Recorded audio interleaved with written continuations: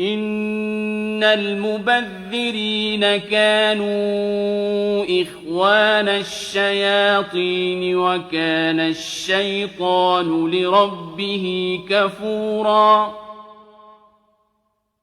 وَإِمَّا تُعْرِضَنَّ عَنْهُمُ ابْتِغَاءَ رَحْمَةٍ مِّن رَّبِّكَ تَرْجُوهَا فَقُل لَّهُمْ قَوْلًا مَّيْسُورًا وَلَا تَجْعَلْ يَدَكَ مَغْلُولَةً إِلَىٰ عُنُقِكَ وَلَا تَبْسُطْهَا كُلَّ الْبَسْطِ فَتَقْعُدَ مَلُومًا مَّحْسُورًا إِنَّ رَبَّكَ يَبْسُطُ الرِّزْقَ لِمَن يَشَاءُ وَيَقْدِرُ